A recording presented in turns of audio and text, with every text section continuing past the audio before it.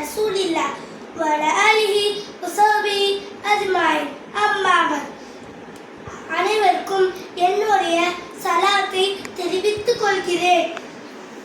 அல்லாஹ்வின் சாந்தியும் சமாதானமும் நின்று நம் அனைவர் மீதும் நின்று நிலவட்டுமாக என்று துவா செய்தவனாக என்ற உரை ஆரம்பம் செய்கின்றேன்.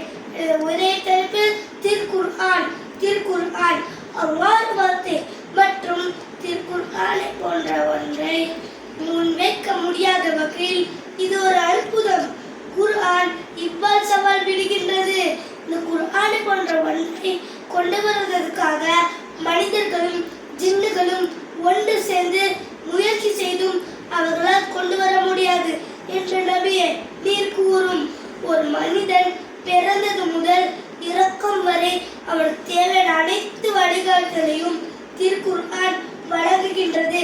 திருக்குர்ஆன் என்ற நூலிற்கும் நூல் பாதுகாப்பிற்கு அல்லாஹ்வுதான் பொறுப்பு என்ற குர்ஆனில் அல்லாஹ் கூறுகின்றான், இன்னா நஹ்னு நஸல்னா ذிக்ர வ இன்னா லஹு லஹாஃபிலூன். நிச்சயமாக நாம் தான் இவ்வேதத்தை உம்மீது இறக்கி வைத்தோம்.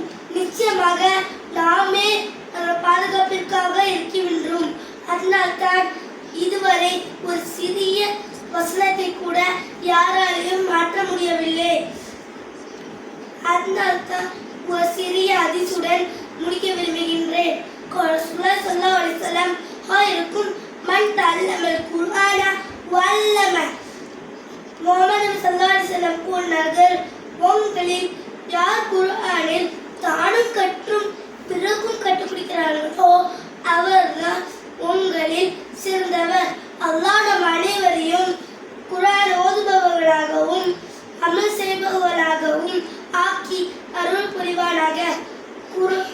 ஆமீன் ஆமீன் யா ரப்பல் ஆலமீன். குர்ஆன் நமது நண்பன், நம்ம கபருக்கு வெளிச்சத்தை தரும்.